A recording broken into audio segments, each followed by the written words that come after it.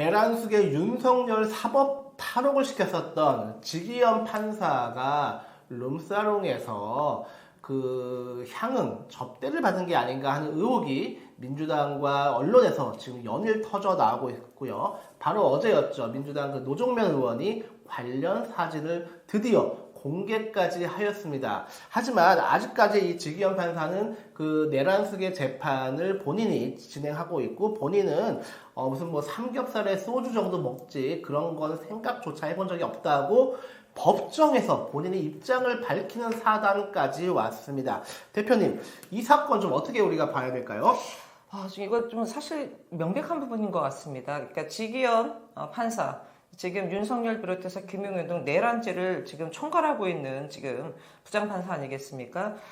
지난주에 법사위에서 김용민 의원이 이 지금 강남의 고급 룸사롱 1인당 100에서 200만 원, 정말 말도 안 되는 수가격이죠. 이런 데서 접대를 받았다는 의혹을 제기를 했었습니다. 그런데 당사자인 지기현 부장판사는 이런 방법 언급도 없었어요. 지난주 목요일에 중앙지법에서요. 제기된 의혹이 구체성이 떨어지고 진위를 확인할 수 없어서 입장이 없다. 이런 말도 안 되는 궤변을 늘어놓은 것만 있었습니다. 이게 말이 안 되는 게요. 구체성이 없다. 구체성이 왜 없습니까? 그때 이미 이 룸사롱 사진 공개됐습니다. 어제 공개된 사진 말고요. 그다음에 진위 여부를 확인할 수 없어서 입장이 없다 했는데요. 진위 여부 확인은요. 감사하면 됩니다. 감찰하면 되는 거예요. 그거 안 하고서 입장 없다? 그래서 저는 사실 지기현만이 아니라 중앙지법의 판사들도 강남의 고급 룸사롱 고객인가, 주요 고객인가, 단골인가 이런 의심까지 했었습니다. 근데 어제 지기현이요. 윤석열 4차 공판에 앞서서요. 본인이 신상 발언하겠다라고 했습니다. 근데 이게 대단히 이례적이에요. 이런 적이 거의 없는데요. 네네. 여기서 뭐라고 얘기했냐. 여러분들 많이 아시겠지만요. 평소 삼겹살에 소맥 마시면서 지내고 있다. 의혹 제기 내용 사실 아니다. 네. 가서 접대받을 생각 해본 적도 없고 지금 그런 시대 아니다. 그리고 삼겹살에 소맥 또 사주는 사람 없다. 이런 얘기를 했고요. 네. 중요 재판 진행 중인데 현 상황에서 판사 뒷조사에 의한 판사 뒷조사라고 했습니다. 판사 뒷조사 계속 의혹 제기하는 거 외부 자극 공격에 대한 재판부 지금 사실 흔들기 아니냐 이런 뉘앙스로 얘기를 했고요. 재판부가 하나하나 일일이 대응하는 것 자체가 재판 진행에 영향을 미칠 수 있다. 앞으로도 그리고 재판부는 법이 정한 절차에 따라서 공정신속한 절차에 매진하겠다라고 얘기를 했습니다. 제가 봤을 때요.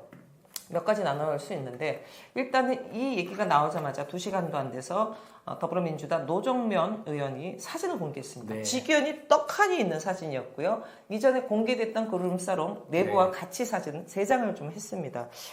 일단은 빼박이다. 첫 번째 광고는 맞는 것 같다. 두 번째 거짓말을 하고 있다. 아니 요즘에 룸사롱에서 삼겹살 굽고 그 냄새 피우는 데가 어디 있습니까? 덧붙여서 여기서 2-1 지금 삼겹살에 소맥 사주는 사람도 없다라고 했겠습니까? 네. 인성이 안 좋구나. 아니 소맥 사주는 사람 한두 명도 있을 텐데 그런 사람 없다? 네. 참 인성이 안 좋은 사람이구나 였고요. 세 번째 이게 지금 보면요. 대단히 좀 저는 나쁘다고 보는 게 지금 판사 뒷조사 이런 식으로 하면서요.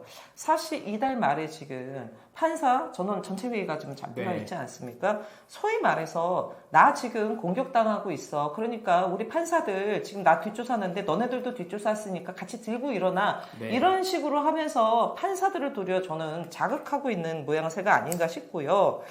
저는 본인이 아니다라고 하면 진작에 의혹 제기됐을 때 아니다라고 단호하게 얘기했었어야 된다고 봅니다. 네. 그런데 그러지 않고 이제 와서 이렇게 얘기를 했다라는 것 자체도 전 말이 안 된다고 보고요.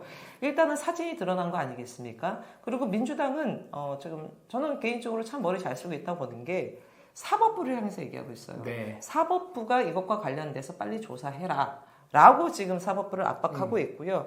대법 윤리감사관 쪽에서 일단은 감사가 들어간 걸로 알고 있는데요. 저는 이거 기대하지 않습니다. 왜냐하면 지난주에요. 지기현 사건 터지고 난 직후였나 직전이었나 라임 사건 관련돼서 술접대 받은 검사들 있지 않습니까? 네네. 5년 만에 결과가 나왔는데요. 그 솜방망이였어요. 아이고. 거의 동종 업계다 보니까 봐주는데 네. 이거 세월아 내월아 할 겁니다. 다만 다행인 것은 공수처에 지금 고발이 됐어요. 직위원. 그랬는데 공수처가 최근에 검사가 8명인가 또 네. 증원이 됐고 보충이 됐습니다. 이거 지금 배당됐다고 합니다. 아, 공수처 존재 이유를 확실히 보여주시고요. 이 정도 사안이면요. 전 단언해서 말씀드립니다. 직위원 그냥 옷 벗어야 돼요. 법복 벗어야 됩니다. 그리고 대법에서는요, 즉각 내란 재판 있지 않습니까? 예. 배제시켜야 돼요. 이거 지금 어물쩍거리고 있는데요. 국민의 이 사법부에 대한 국민적 신뢰가 지금 바닥을 치고 있습니다. 저는 직위원에 대한 조치가 사법부의 이 실추된 불신을 해소하는 바로미터다라고 말씀드리고 싶습니다.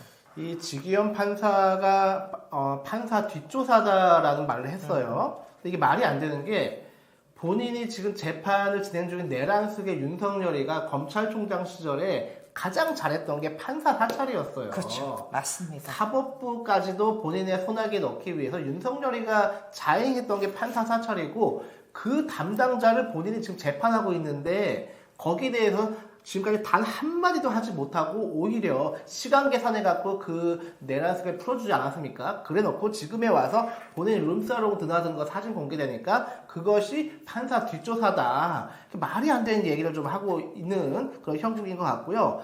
우리가 이제 어쩌다가 우리가 이제 사법부에 대한 불신이 여기까지 왔는가 생각해보면 직위원의 그런 그 말도 안 되는 일도 있었고 지난 5월 1일 그 조희대 대법원이 또 역시 말도 안 되는 그런 이유를 들어가지고 그 일종의 조희대의 난을 자행하지 않았습니까? 국민들이 더 이상은 참을 수 없다 하는 것이 지금 이제 검찰 개혁을 넘어서 사법 개혁. 판사들은 그동안 사실 좀 금기사항이었죠. 판사들에 대해서는. 근데 판사들도 룸사롱에서 향응을 접대받는구나 하는 것을 우리 국민들이 이제 알게 되는 그런 시점에 오지 않았나 생각이 듭니다. 그러니까 저는 그런 생각이 좀 들긴 했습니다.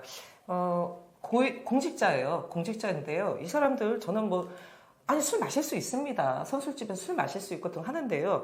이게 사실 고급 룸사롱 저는 가보진 않아서 모르겠는데 이런 데가 특징이 그거 아니겠습니까? 밀폐된 공간이에요. 네. 밀폐된 공간이고 얼굴이 드러나지도 않고 이런 부분이 있다 보니까 사실 거기서 무슨 일이 벌어지는지는 모릅니다. 그리고 지금 구체적으로 밝히진 않았지만 이게 접대성이고 동종업계 아마 이게 좀 변호사 아닌가 이런 얘기들도 나오지 않습니까? 네.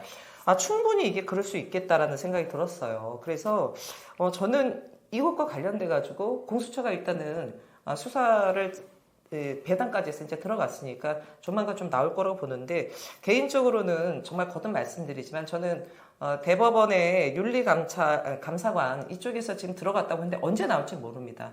저는 그냥 믿진 않아요. 근데 정말 대법이 정말 개혁의 의지가 있다면요. 이게 지금 바로미터입니다. 그리고 우리 대표님도 얘기하셨지만 이게 사실 검사는 안 그렇지만 이 법관에 대해서는 아직까지 국민들이 뭔가 이렇게 좀 경외라고 해야 되나? 네. 그렇죠. 이게 사실 대통령을 2번씩이나 파면시킨 나라인데도 불구하고 지난번에 이 조희대 대법원장 비롯해서 대법관들 문제제기했을 때 아니 대법관들한테까지 네. 이런 국민이 그런 식으로 나오지 않습니까? 저는 그렇게 돼서는 안 된다고 봅니다. 똑같은 국민입니다. 이 사람들이 법 공부 잘해서 지금 이 자리에 있지만 이 사람들이 대법관들이 인성이 좋은 건지 국민적 이해가 높은 건지 이건 알 수 없는 길이거든요. 그렇기 때문에 저는 이번 기회에 대법원 이 사법부에 대한 부분도 확실하게 좀 개혁이 돼야 된다라고 말씀드리고 싶습니다.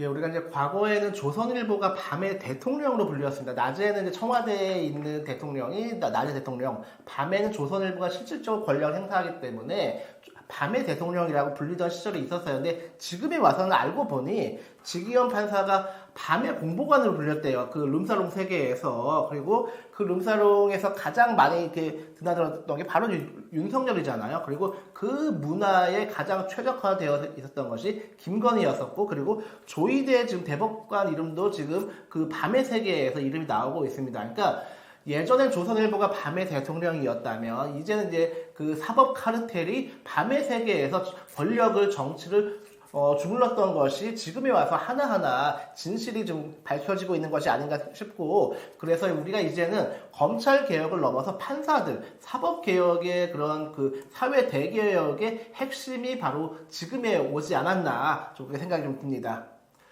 네, 이제 대선이 얼마 2주 정도밖에 남지 않았습니다. 우리 남은 2주 동안 많은 분들이 좀 이렇게 가슴 졸이면서 6월 3일 개표 결과를 좀 기다리실 것 같은데요. 그때까지 저희도 현장에서 그리고 여러분과 함께 하겠습니다. 대표님 끝으로 좀 한 말씀 부탁드리겠습니다. 근데 이제 꼭 14일 남았습니다. 2주 남았습니다.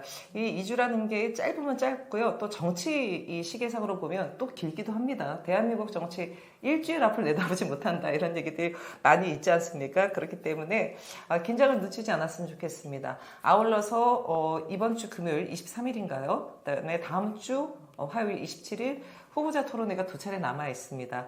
이것도 좀 지켜보는 것, 이번 대선에서 또 관전 포인트가 좀 아닌가 싶습니다. 그리고 한 가지 좀 말씀드리고 싶은 게 이게 오늘 저희가 다루진 않았는데요. 제가 저희 방송 전에 보니까 국민의힘 김용태 비대위원장이요 배우자 토론회를 제안했습니다. 이재명 후보의 배우자인 김혜경 씨, 그 다음에 김문수 후보의 배우자인 설란영 2명을 배우자 토론하자라고 그런 제안을 했더라고요. 그래서 너무 당황스러웠습니다. 명색이 비대위원장이면 그 당의 대표이나 마찬가지인데, 야, 대표가 할 일 없이 지금 배우자 토론에 제안한 일인가. 너무 지금 모양새가 안 나고요. 두 번째, 아니, 김건희와 관련돼서는 털끝 하나 건드리지는 못하고, 김건희 특검하면 막 부들부들 떨던 사람들이 윤석열 탈당하고 나니까 이제 와서, 아니, 저는 정말 양심도 없다. 양심불량도 이런 양심불량이 어딨냐. 정말 이렇게 하려면요. 우리가 김건희 관련돼서 특검도 받고 이런 다 석고대죄하고 특검 바로 지금 하겠습니다 해도 들어줄까 말까인데, 이게 무슨 짓입니까, 진짜. 여러분, 이런 거 잊으시면 안 됩니다. 네. 예, 어쩌다 국민의힘이 사실 정당이라고 부르는 게 좀 민망하죠. 네. 그냥 뭐 극우, 반헌법, 그냥 정치 집단 그 정도가 지금 국민의힘에게 가장 적합한 용어가 아닌가 싶고요. 그렇기 때문에 앞서 말씀드렸듯이 국민의힘의 정치인들이 계속 민주당으로 지금 당정을 옮기는 게 아닌가 하는 생각도 듭니다. 오늘 방송 여기서 마치겠습니다. 감사합니다. 감사합니다.